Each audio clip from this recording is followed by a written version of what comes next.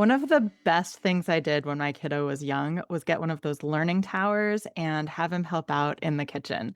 And now that he's a tween, it's so fun to see him really engaging in the kitchen in a whole new way. I think that there are so many amazing benefits to teaching our kids to cook and involving them in food prep and in the kitchen. And there is no better person to talk all about this than Katie Kimball of Raising Healthy Families. I'm so excited to have her here. Katie is a former teacher, a two-time TEDx speaker, a writer. She's a mom of four, and she's the creator of the Kids Cook Real Food course, and now her new Teens Cook Real Food course.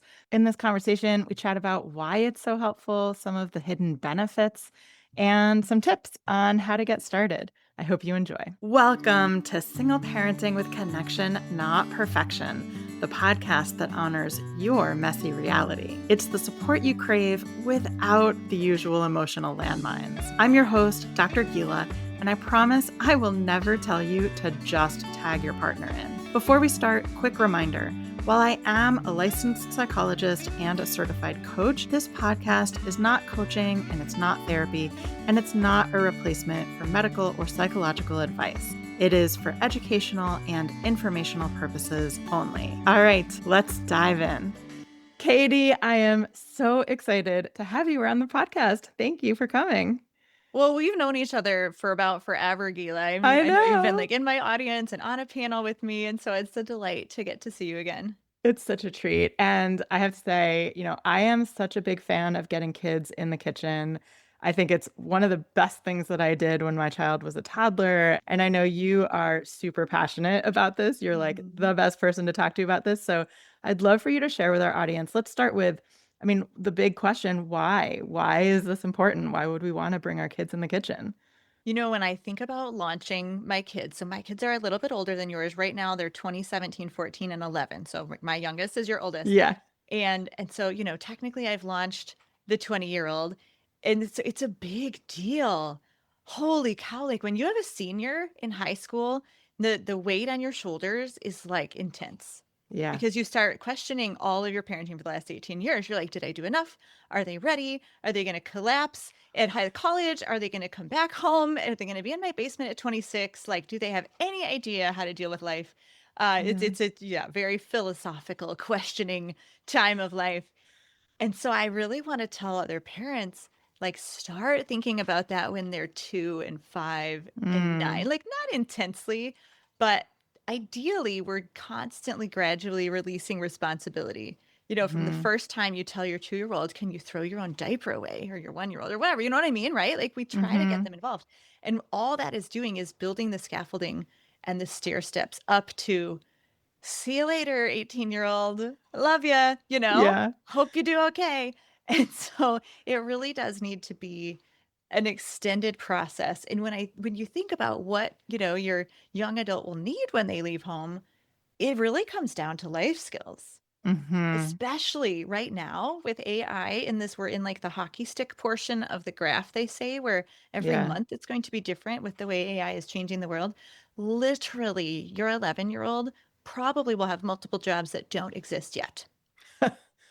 Like Yeah. you can't say, I want to give him career skills and I want him to do well in academics, because that all might Yeah. be obsolete. So it comes down to life skills like communication and finances and cooking. And so when I think about the whole body of life skills, what I really like to emphasize for parents is, what is the one thing that nobody can escape, that applies to everyone, no matter what your personality or your Mhm. giftedness, and that you will use every single day. And it's cooking. Yeah. Or it's eating, at least, right? You will at least eat. And so if you have any sort of sense in your like family value system that you want your kids to eat food that's not too processed, that's on the healthier side, then that translates right into cooking. And so I call Mhm. cooking the foundational life skill. I call it the gateway life skill to all the other ones. And I really do Yeah. think it's the most important skill that you can give your kids for launch, because of what it builds in the rest of their lives. Yeah, I hadn't thought about it like that, but it's true, right? I mean, everyone eats. Mhm. Everyone, yeah.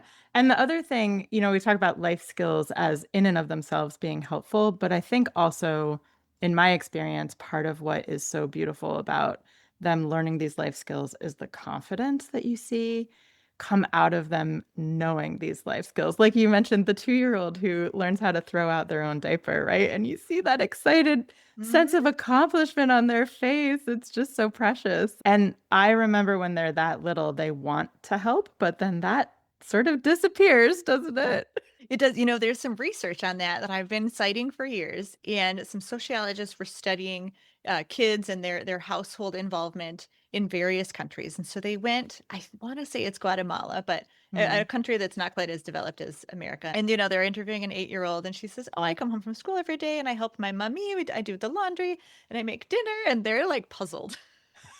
They're going, this is not our experience in America. Like, what is Yeah. going on? And so when they dug in, the theory is that in many other countries, children are given big responsibility and even, machetes and stuff quite young, very young. Mm. And so the parents are capturing that intrinsic motivation when they're saying, "Mommy, can I help? Daddy, can I vacuum?" Then they ask.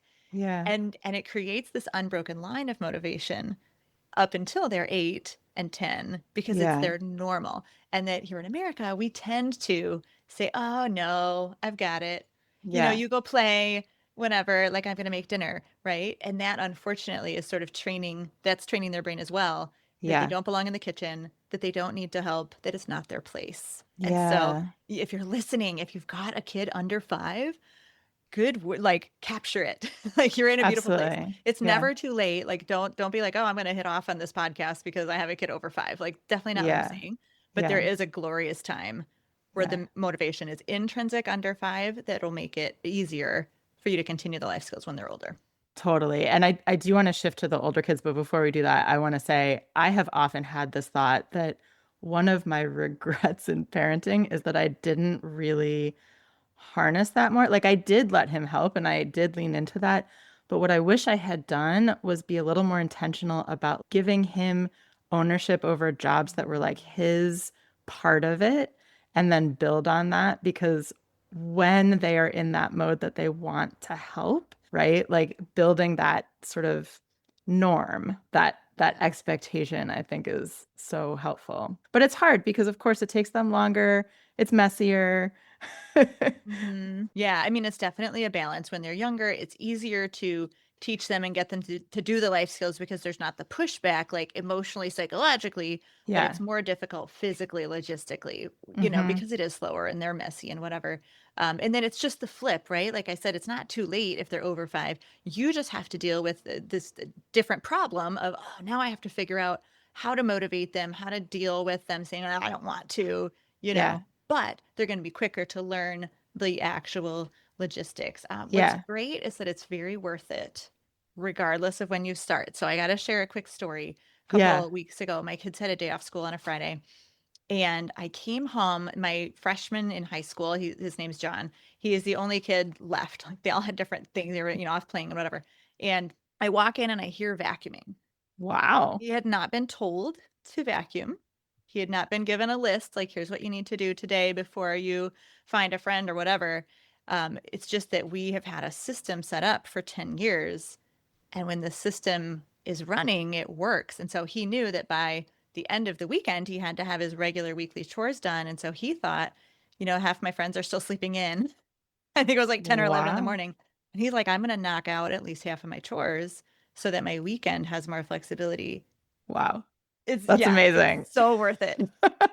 That's amazing. And so I know some of my listeners are probably thinking, I can barely get my kid to shower or brush their teeth, let Me alone too. vacuum. Oh, really? I have boys.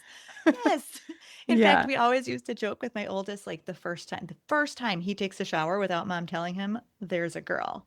Ah. And we were right. Uh-huh. Uh-huh. Because I literally had to tell him, I mean, this is through mid high school every single time. "Paul, Yeah. when's the last time you showered?" "I don't know." "That's the wrong answer. Go Yeah. shower." Like, believe me, I am not Yeah. some super organized person. Well, that's encouraging actually, because what it says is that like even if your child is even if they struggle to do some of these like hygiene activities, that there may be other life skills that they might get a little more excited about, have a little more buy-in to. Mhm. And cooking might be one of them. Exactly. Cooking Yeah. can be so motivating because kids love to eat, Yeah. and Yeah. they like to eat what they like to eat. So I Yeah. know my kids, one of their biggest motivations for sticking with me, for making the meals, is that they get to choose. I'm a big fan of including kids and giving them a voice, right? And really helping them feel like they are a part of the family or a contributor. So if someone didn't start when the kid was 2 and Yeah. now the kids are older, maybe they're, late elementary, tween, early teens, how do you start? How do you invite them into the kitchen in a way that doesn't feel like you're just adding a task to their list? There's got to be a hook of motivation, Mhm. So we were just talking about that under 5, that's natural.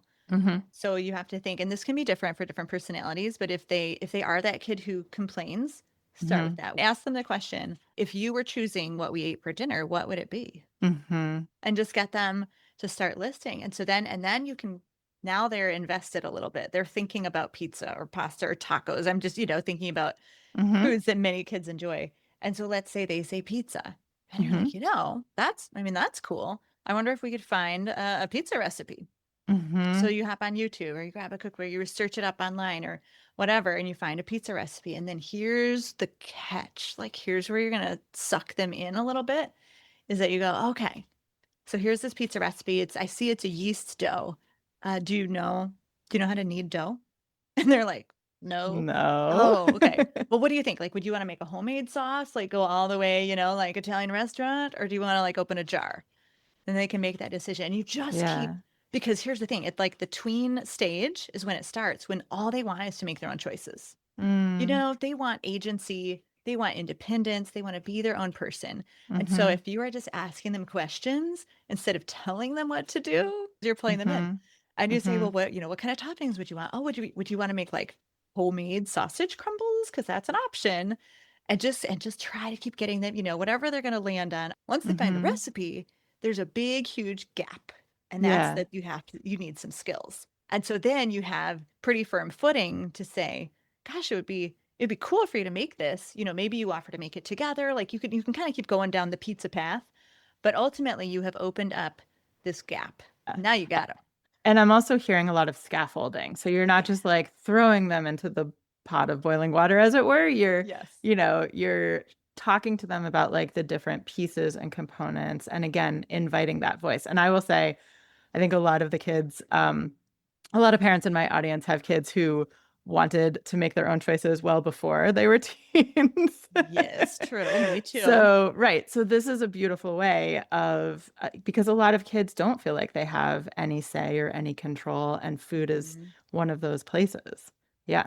Yeah, it sure is. And, we talk a lot about our neurodivergent kids and how Yeah. various parts of life can be such a struggle for them. I think cooking is perfect. Yeah. It's so perfect. Not only does it build a lot of executive functioning because there is a lot of planning ahead, but you Hmm. can do that for them in the meantime. You know what I'm saying? Like the parent can Yeah. do the planning ahead and they can do the like figuring out what skills they need. But cooking is so great because it's so hands-on. A Yeah. lot of our neurodivergent kids really need to be moving and touching and feeling stuff. It's so Yes. creative. There's so many different paths that it's like, how does your brain work? Great. Yeah. Cook it that way, Yeah. you know? And there's a lot of repetition Yeah. too. So for kids who like maybe new things are a little scary, it's only new once, and then you can Yeah. do a lot of repetition and a lot of building. And so with that pizza example, maybe you'd get to the point where you say, okay, this would be cool. Let's make pizza Friday, whatever day. And it feels like there's a lot of steps to this. Like, what do you want to be in charge of? Mm. So maybe they say, well, I don't know about the oven yet. I'm actually kind of scared of the oven. Hmm. That seems hard.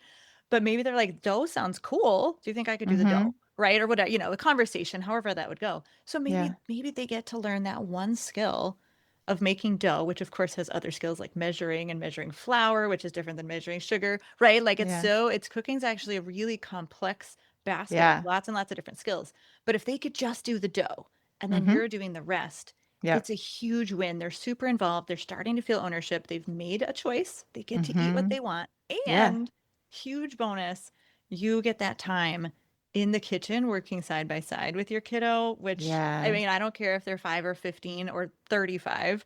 I'm assuming I don't have a Yeah. 35-year-old yet, but I know when I'm in the kitchen with my 20-year-old, it's just amazing. It's the time where they open up, the stories start to come out, and Yeah. you're bonding too because you're like working together toward a common goal. So it's Yeah. like, yes, sports are cool. Like that's what people say about sports, right? But cooking does it even for kids who aren't athletic Yeah. because we all have to Yeah. eat, which is why it comes back to that. It's such a Yeah. gateway, such a foundation. So And that's it's a super bonus. and the outcome is like so tangible, right? You can like Yes. touch it and taste it and literally, yeah. Hmm. I imagine, so yes, 100,000%. It can be such a connection building activity.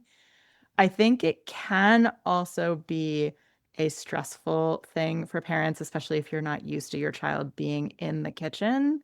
Yes. Do you have tips on really like leaning into the connection part of it and keeping it from being something where you're like stressed about all the dishes that are getting dirty and what they're doing wrong and all of that? Any tips for that? A couple different ones. Let me start with what they're doing wrong. And that's just a lot of coaching, like self-coaching in your head as the adult, saying, Mm-hmm. my child needs to fail. They Mm, will fail in life. And if they don't fail while I'm 10 feet away, or 2 rooms away, mm-hmm. they're going to be really bad at Yeah. failing later. So Yeah. this is an opportunity. And dang, there's a lot of flour everywhere. Opportunity, opportunity, like self-coaching. Yeah. So And that's learning to huge. fail is itself, I would say, maybe even one of the biggest life skills, Hmm. right? I mean, learning that growth mindset, that imperfection is what it means to be human and not getting so frustrated with yourself and with the process that you just sort of give up on Yeah, and I promise all my stories aren't about pizza, but we did have a time it. where my son was putting the pizza in the oven. He didn't open the oven all the way, therefore the pizza was Mm. angling in, and the whole thing, dough, fell into the bottom of the oven, Oh like right on the no. crack where you close it. It was not great, but yet it was good because he got through it. We saved Yeah. dinner, and so that's just like that's a touch point in his head forever now that Hmm. he was able to completely cause a disaster and it was fixable, Yeah. right? So whatever the next disaster in his life, he like Hmm. has that memory bank of Yeah. I got through it that time, Yeah. maybe I can get through it this time. Yeah. And I think it's so important for you as the parent who was there with him. You had an opportunity, and it sounds like you handled it beautifully, where you were able to support him through that. And I do think that that speaks to like if you the parent are in a place where you don't have the bandwidth, right? You don't have the capacity to be patient, to sort of like be okay with those failures, then maybe that's not the time to cook with them in the kitchen, That's right? true. And but I will say like when my kids are doing something bigger, Mm-hmm. like cooking a whole meal, I feel like my tolerance level is higher, and I don't know if this works for everyone, Hmm. but like had it been me dumping the pizza in the bottom of the oven, I would have thrown a full-on adult temper tantrum. It would Hmm. not have been pretty, and I'm sure my kids would have seen it, and like it would have been repair and apology. But like Mm-hmm. I don't handle I don't handle it all that great Yeah. myself, and there have been dozens of hundreds of times where I've like snapped at my kids for dropping the glass of juice or whatever, like little things. There's Yeah. just something about the situation being bigger and knowing that it's hard for them and knowing that the failure Mm. it's going to be like that core memory that they'll remember, maybe not core memory, but an Yeah. important memory, an important piece of their experience that like helped me level up Mm-hmm. and do a better job than even if it was myself.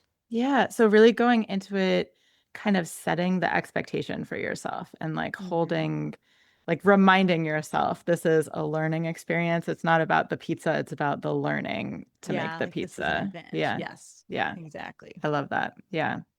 And then I think you had a second piece that you said, Yes. Well, because yeah, you brought up a couple parental roadblocks like yeah. what if they're failing? And so we have time and space pressure, right? Mm-hmm. If you're not used to the kids entering into the kitchen with you. And Mm-hmm. so what I like to talk parents through is like you might get down to, oh, you want to make, a homemade sauce. That's really cool. All the recipes we found start with an onion. Do you know how to Mm. cut an onion? No. Okay. So rather than, right before dinner, cutting an onion, learning how to use the stovetop, learning how to use the oven, learning how to measure flour, kneading dough, like that's way too much. Yeah. You choose a time that's not stressful.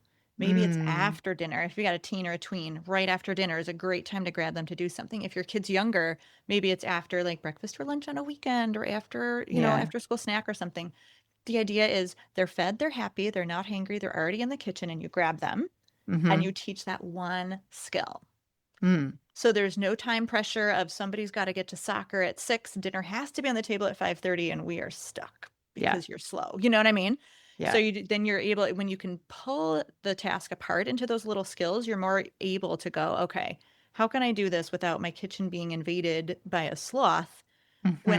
when I have a deadline, you know? Yes. So you can teach those little skills. And then choosing separate spaces in the kitchen and separate tasks. Like call back to, I said, well, maybe the kid will Mm. do just the dough, you know? And so, and if your Mhm. kitchen's really small, use the table, Mhm. especially, I mean, your oldest is 11, like teenagers, the table's a little short, but Mhm. up to like 11 or 12 years old, the table is actually a great height Mhm. for kids. And then they're not underfoot, and that helps parental mental stress a lot. Mhm. Yeah.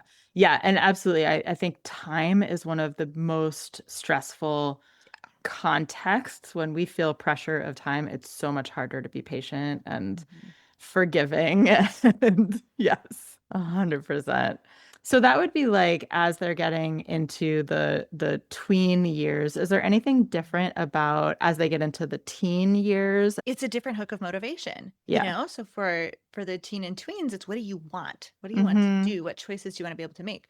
I'm a huge advocate for starting about 14, 15. You need to start future casting with your Mm. kids to prepare them for leaving home. We know right now, statistically, the anxiety is spiking in our young adults, like 18 to 20. And one of the theories is that they're Yeah. suddenly thrown into the real world. They have no idea what to do. And Mhm. every single adult pressure is hitting them like an avalanche at Mhm. once. I don't want that for my kids. I don't want that for your kids. That sounds Yeah. awful.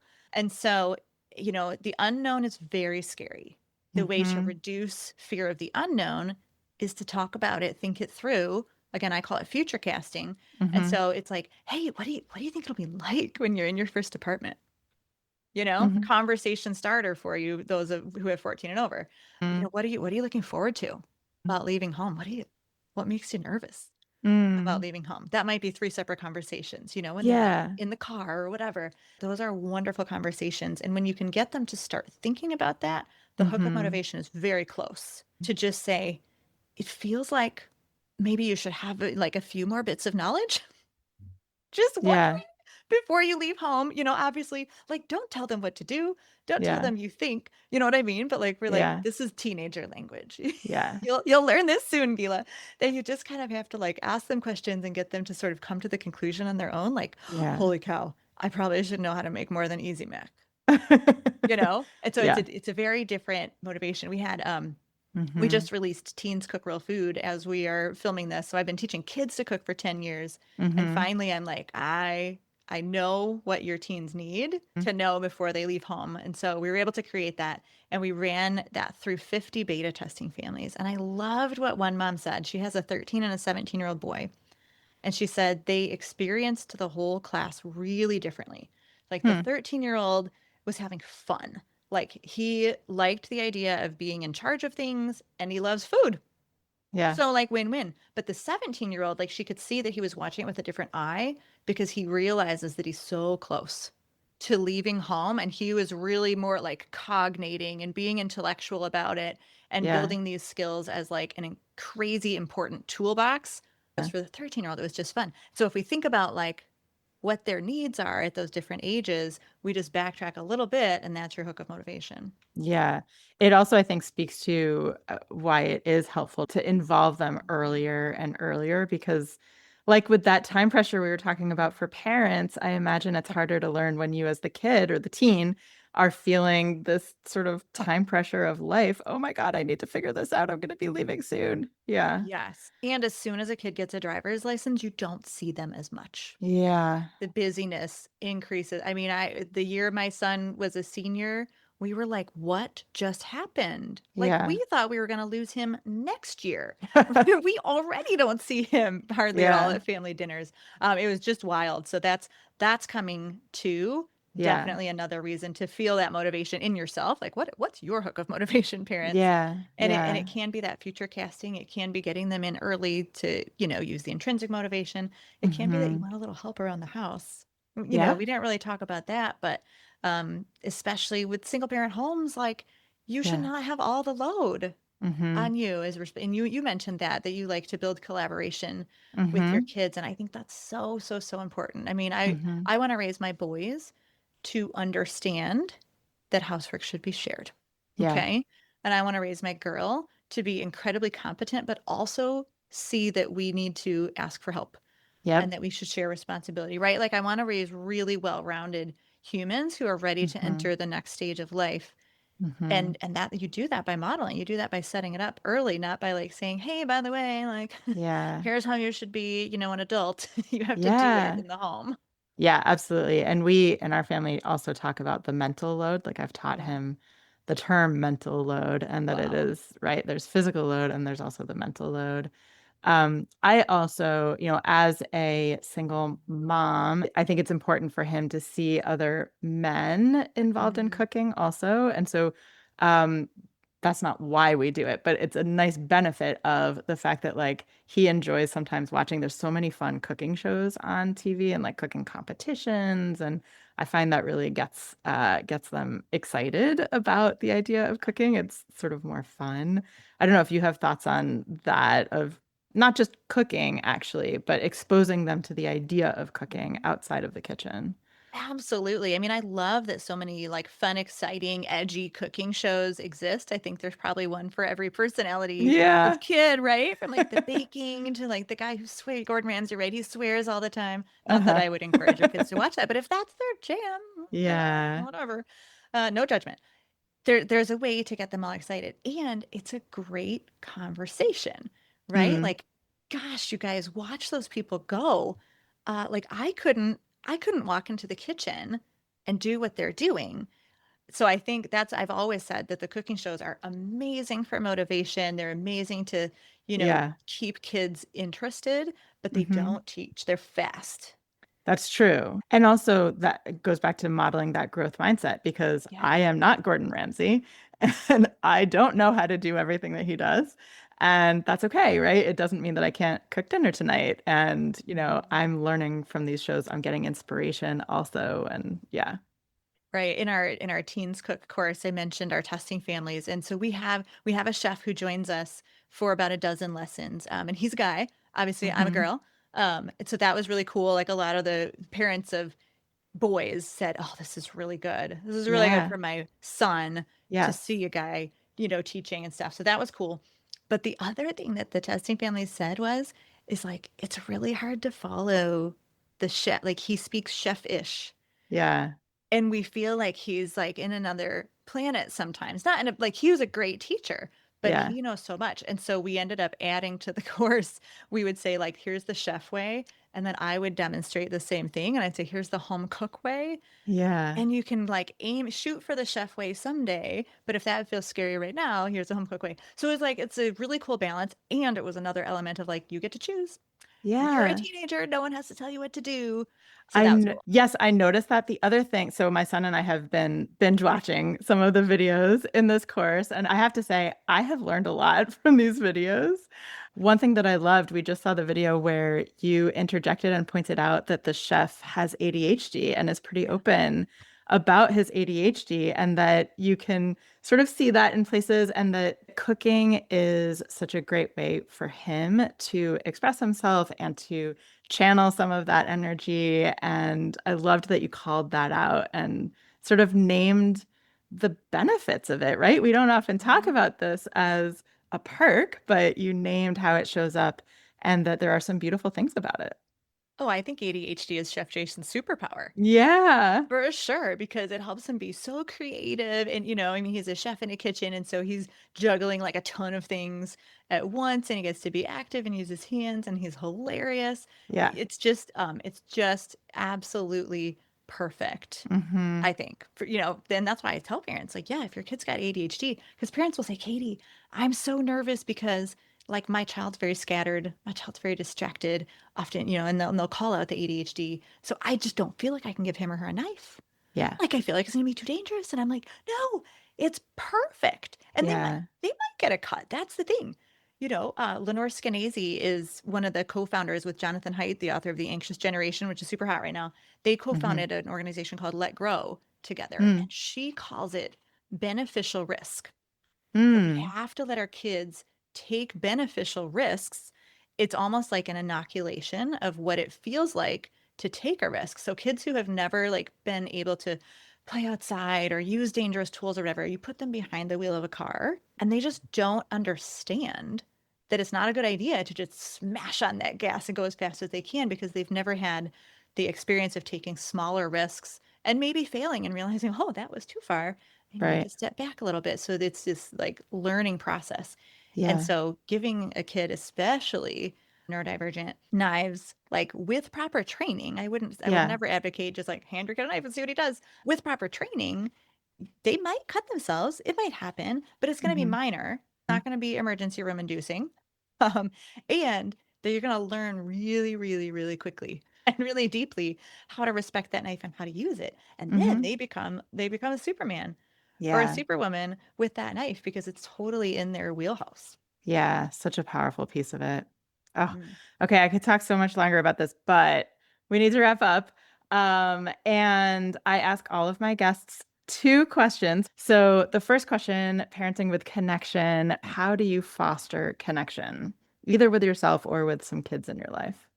Yeah, I mean, I have 4 kids, Mm-hmm. so I kinda if I'm allowed to give 2 answers, we have Sure. some things that we do for everyone the same, and then Mm. sometimes I have to look at their personality and go, "How does this child need me?" Yeah.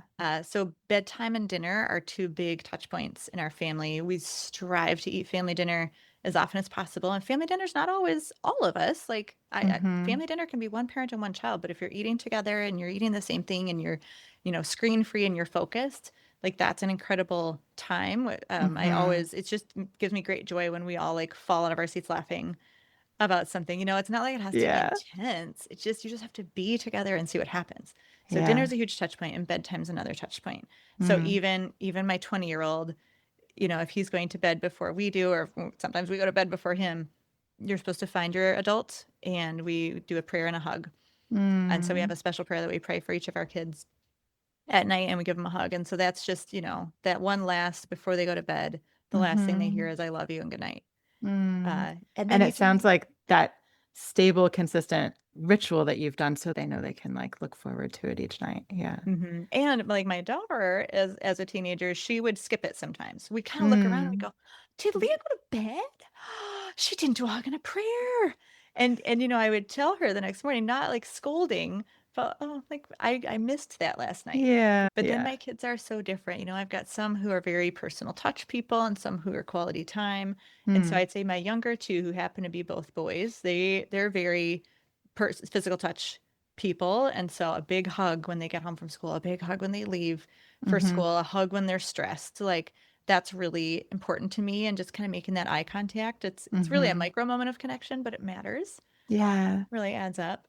I And love that. then and my daughter is more of the like productive acts of service Mm-hmm. quality time. So we might go shopping together or we might work in the kitchen together. Like Mm-hmm. she'll walk in and say, "Do you need help with dinner?" And I used to take that personally, like she was picking on me. Like she was saying, "You're Mm. not good enough to make dinner, mom. I see that you're running late. Do you need help?" Right? Like I heard those words with Interesting. my middle school girl brain that I was being judged. And it took me a little bit to realize, good gracious, Katie, of course say yes. She's asking, do you want to spend time with your teenager? Yes. So Yeah. I And she's always say offering yes to now. help. I know. Because I used to say, I'm fine, Yeah. right? Like independent, me. So Uh-huh. it's interesting looking back and going, what an idiot I was. So I always say yes now. Of Isn't course, that anything you interesting? need. What a powerful story about how we hear and interpret things that are coming in through whatever filter of, baggage that we have about Hmm. it. Yeah. Wow. Thank you for sharing that. And then where is someplace in your life that you have embraced imperfection? I'm a perfectionist. Okay. So I mean, I'm an entrepreneur, right? And so I've been able to create like all this stuff and write emails, and I've just had to beat myself down over the years to say progress over perfection, Yeah, and done is better than not starting because I'm trying to make the perfect plan. right. So pretty much all aspects of business, I oscillate between embracing imperfection and then being like, no, it must be perfect. I know. I completely agree. Entrepreneurship, podcasting, it almost forces you to lean into imperfect action. Yeah. hmm Yeah. Awesome. All right. Well, if people do want to learn more and connect with you, where can they go? Well, head over to raisinghealthyfamilies.com/Dr. Gila, all together, no space, because I love putting knives in the hands of children. What can I say? Don't take that the wrong way, parents. That's where you'll find our member favorite for the whole last decade. It's a knife skills class. It's about 10 minutes, basics, how to hold the knife, how to hold the food, how to be safe. It's very short. The kids in there are 10 and under. So if you've got a child who's older, just poke around because we do also have always a preview of our teens cooking class. So I'm so excited that I now get to like reach everyone. So Yeah. And I'll just add on a personal note, we did the knife skills class. I mean, I don't remember what year it was, but it was before COVID, so it was a while ago. oh, And it was such a great foundational class. I learned some tips for knife skills, and my son still uses the skills that he learned in there. So I definitely recommend checking that out. And we are previewing the teen cook course now and absolutely loving it. So highly recommend. Thank you so much for being here. I always love chatting with you. And thank you for putting out these resources. Again, I have seen firsthand in my own child and with my clients and their kids how powerful it is to bring kids into the kitchen. And I think that if we do more of that, it would be a beautiful thing. well, thank you for the chance to connect with your audience, Gila. And everything I do is imperfect, Mm-hmm. but I still think it's pretty good. It is pretty darn good. All right. Thanks, Katie. That's it for this episode. I am so glad you found your way here. And remember, even if you're on your own, you don't have to do it alone. You've got this.